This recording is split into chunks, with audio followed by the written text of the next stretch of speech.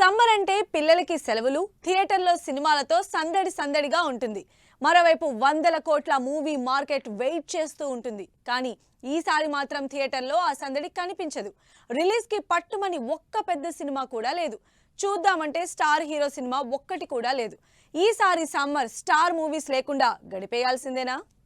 Summer అంటే వరుసగా థియేటర్లో సినిమాలు, రకరకాల ఈవెంట్లు, థియేటర్ల దగ్గర ఫ్యాన్స్ సందడి, ఇదంతా ఉండాలి. కానీ ఈసారి సమ్మర్కి ఇవేం కనిపించేటట్టు లేదు.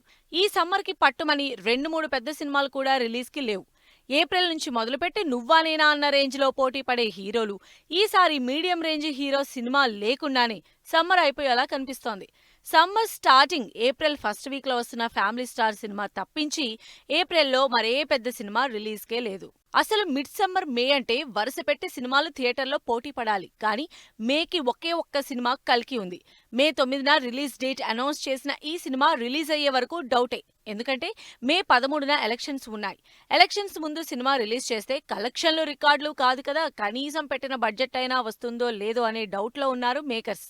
అందుకే మే 13న ప్రభాస్ కల్కి మూవీ రిలీజ్ చేయడం లేదన్నది ఇన్సైడ్ టాక్. ఈ సంవత్సరం సమ్మర్ మొత్తానికి ఉన్న ఏకైక పెద్ద సినిమా కల్కి. ఆఖరికి ఆ సినిమా రిలీజ్ కూడా అయోమయంలోనే పడింది. ఈ సినిమా తర్వాత కాస్తో కూస్తో జనాల్లో ఇంట్రెస్ట్ క్రియేట్ అవుతున్న సినిమా గ్యాంగ్స్ ఆఫ్ గోదావరి.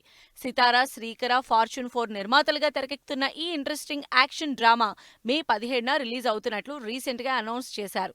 ప్రస్తుతం సమ్మర్ రిలీజ్ లిస్ట్ లో క్రేజ్ ఉన్న సినిమా అంటే గ్యాంగ్స్ ఆఫ్ గోదావరి. ఈ సినిమా స్టార్ మూవీస్ లిస్ట్ లోకి రాకపోయినా ఆడియన్స్ లో క్రేజ్ మాత్రం ఉంది.